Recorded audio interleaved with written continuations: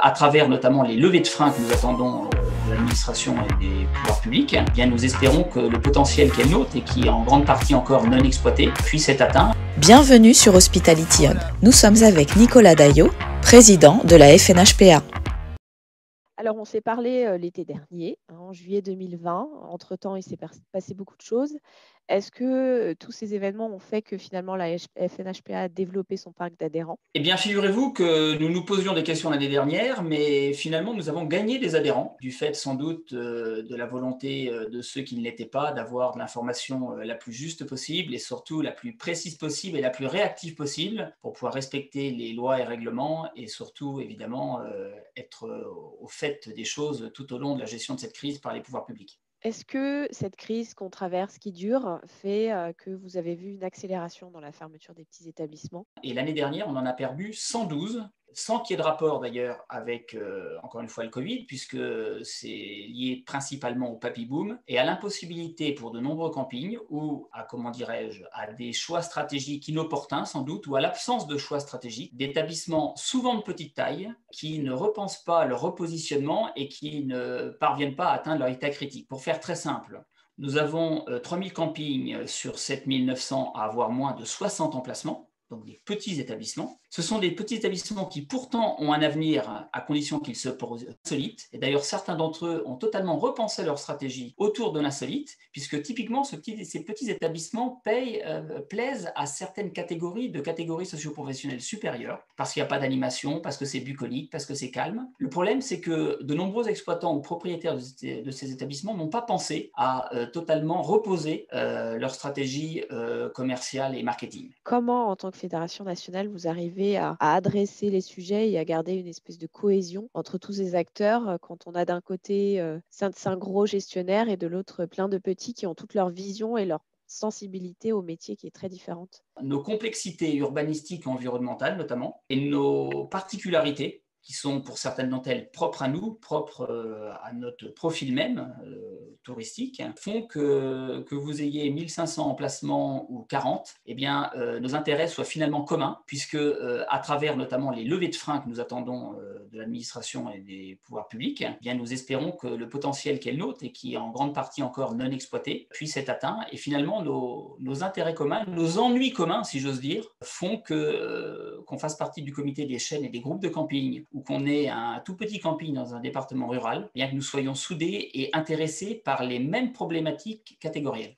On a justement abordé très brièvement là, ces côtés de ce besoin de clarté, d'aide, d'aménagement juridique, notamment pour aider ceux qui, par exemple, peuvent se retrouver face à des problématiques de relocalisation obligatoires parce qu'ils sont face à une montée des eaux. Est-ce que ça a avancé, ça, depuis que nous en avons parlé l'été dernier? Nous avons l'espoir justement que la France prenne le taureau par les cornes en matière de lever des freins dont nous souffrons depuis des années, parce qu'on s'est aperçu à quel point le tourisme domestique était important en France, nous qui accueillons 2 tiers de clientèle française et 1 tiers de clientèle européenne de proximité, alors que les campings français ont moins souffert que les autres campings des pays du sud de l'Europe. Je pense à l'Espagne, à l'Italie, à la Croatie par exemple, parce que justement nous avons une population domestique importante et les Français aiment visiter la France. Je pense que ce soit du côté des directions générales de l'État, mais également d'autres grands ministères, une prise de conscience est en train d'être faite, et nous attendons d'ailleurs, en particulier à travers peut-être un conseil interministériel du tourisme qui pourrait se réunir dans les mois prochains, qu'une partie des levées de freins qui ont été identifiées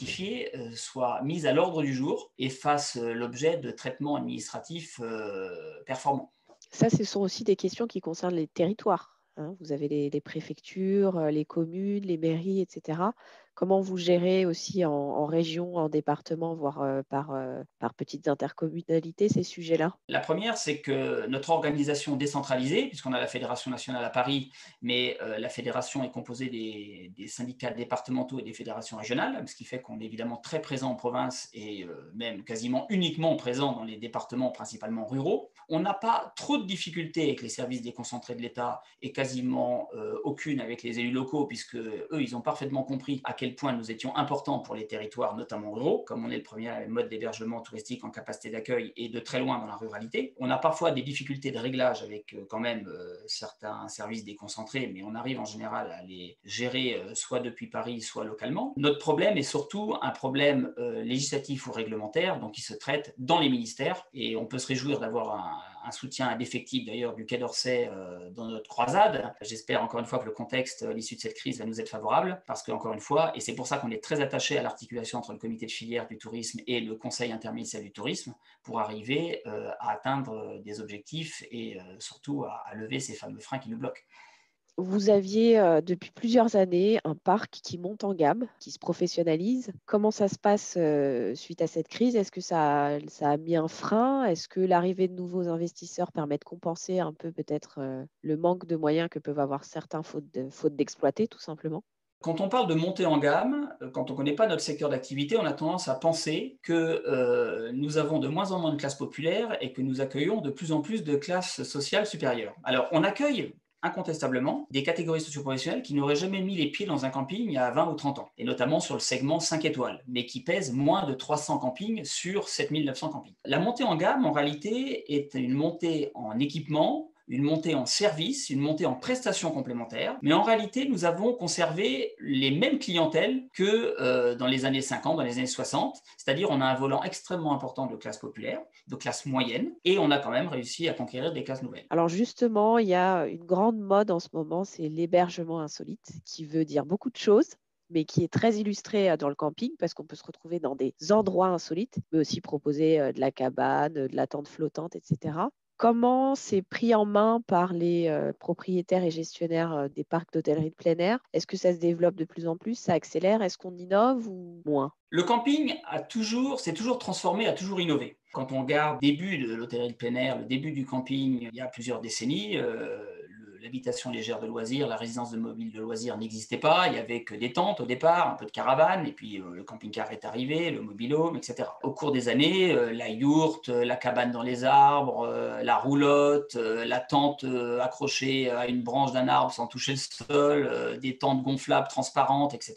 Tout ceci est arrivé progressivement et le rythme continue d'avancer, pas forcément d'accélérer, mais en tout cas se développe à un rythme continu parce que ça correspond à une demande. Qu'on soit bien clair, les hébergements insolites dans l'hôtellerie de plein air française représente un peu moins de 5000 hébergements sur un peu moins de 900 000 emplacements. Donc, qu'on soit bien clair, c'est l'arbre qui cache la forêt. Néanmoins, c'est un segment qu'il ne faut pas négliger. D'une part parce qu'on installe de l'insolite dans des établissements conventionnels, à travers un parc d'emplacements nus, de mobil-homes, de chalets, de roulottes, on trouve 2 cabanes dans les arbres et une yourte. Mais surtout, on a grand espoir pour les campings justement de petite taille qui disparaissent. Parce qu'il nous semble que ces petits établissements, qui sont très majoritairement dans la ruralité et qui pourraient remplacer tous ces petits hôtels ruraux qui ont disparu, pourraient parfaitement renaître au sein de ces petits campings de 40 ou 50 places qui aujourd'hui ont des chiffres d'affaires confidentiels et qui finissent par fermer. Et on s'aperçoit à quel point l'insolite est l'objet idéal pour ces établissements. Pour accueillir les clients, il va falloir du monde. Tous les ans, il faut recruter des saisonniers. Ce n'est pas forcément simple. Comment vous le faites cette année dans ce contexte tellement compliqué?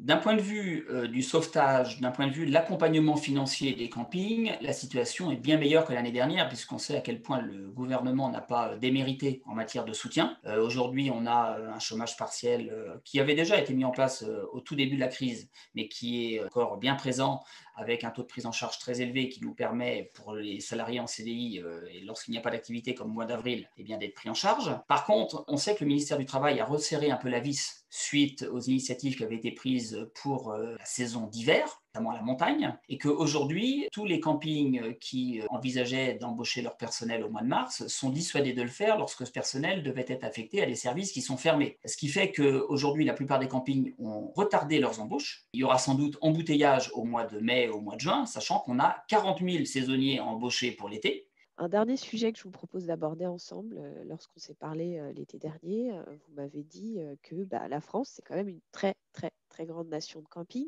la deuxième dans le monde derrière les États-Unis qui sont bien plus grands. Comment, en tant que nation aussi importante pour ce type d'hébergement, on peut porter une parole et puis quel message on peut porter au niveau, par exemple, de l'Union européenne sur certains sujets? Depuis les métropoles, on n'identifie pas que la France est le champion de l'hôtellerie de plein air et qu'on n'est pas un grand pays touristique quand on n'a pas de grande capacité d'accueil, parce que le principe du tourisme, c'est de dormir à l'extérieur de chez soi. Donc quand on a peu de capacité d'accueil, on ne peut pas devenir une grande nation, une grande destination touristique. Nous, on a la chance d'avoir 2 700 000 lits touristiques en hôtellerie plein air, ce qui fait la moitié des lits touristiques collectifs du pays, effectivement, et surtout, ce qui nous fait un avantage concurrentiel qu'aucun pays continent européen n'a. C'est la raison pour laquelle on a bon espoir que maintenant tout le monde sait à quel point le tourisme domestique est finalement une poire pour la soif en période de coup dur, comme après une crise, parce qu'il est plus résistant que le tourisme international. Si la France veut garder son rang et profiter de cet avantage, il va falloir qu'elle favorise le développement et surtout la survie, parce qu'on ne peut pas se contenter de perdre 100 établissements par an, c'est une folie d'un point de vue touristique. Donc on a bon espoir qu'une espèce de plan camping soit mis en place pour arriver d'une part à nous permettre de stopper la disparition des campings existants, permettre aux campings existants